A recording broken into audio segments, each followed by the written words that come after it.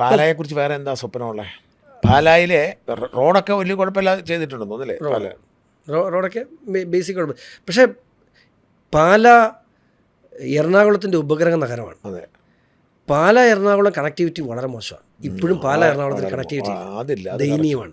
പാല എറണാകുളം ഇല്ല, എറണാകുളം കോട്ടയം ഇല്ല, ദയനീയമാണ്. എറണാകുളം പത്തനംതിട്ടയില്ല. എന്തൊരവസ്ഥയാണ് വെച്ചാലേ എൻ്റെ ഒരു കാഴ്ചപ്പാടിൽ നമുക്ക് പത്തനംതിട്ടയിൽ നിന്ന് പാല വരെയുള്ള റോഡുകൾ വലിയ കുഴപ്പമില്ല, നല്ല വഴിയാണ്. പാല ടു എറണാകുളം കണക്ട് ചെയ്യാൻ പറ്റിയാൽ പത്തനംതിട്ട എറണാകുളം കണക്ട് ആവും.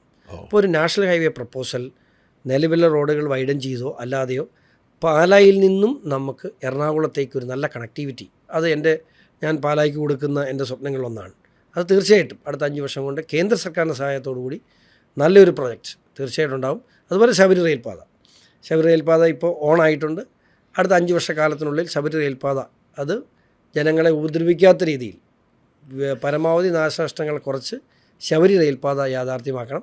ആ റെയിൽപാത അത് എരുമേലി കൊണ്ട് അവസാനിച്ചാൽ പോരാ, അത് തിരുവനന്തപുരത്തേക്കും അത് ദീർഘിപ്പിക്കുന്ന രീതിയിൽ അത് കണക്ട് ചെയ്യാൻ കഴിയണം.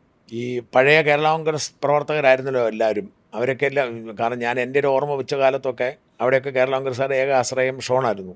അവരെല്ലാം മിക്കവരും പോയതിന് വിഷമമില്ല, അത് അവരെല്ലാം കൂടെ ഉണ്ടോ പകുതി പേരും? ഇപ്പോൾ പാലായിൽ സമാന്തരമായി മുഴുവൻ പഴയകാല കേരള കോൺഗ്രസ്, ഇപ്പം ഞാൻ പറയട്ടെ, ഇപ്പോൾ റോസ് ചേട്ടനാണെങ്കിലും ഇപ്പോൾ അപ്പുചേട്ടനാണെങ്കിലും ഞങ്ങൾ ഈ ഇപ്പോൾ മോൻസ് ആണെങ്കിലും ഞങ്ങൾ ഈ കേരള കോൺഗ്രസ്സുകാർ തമ്മിൽ ഇപ്പോഴും ഒരു സഹോദര ബന്ധമുണ്ട്.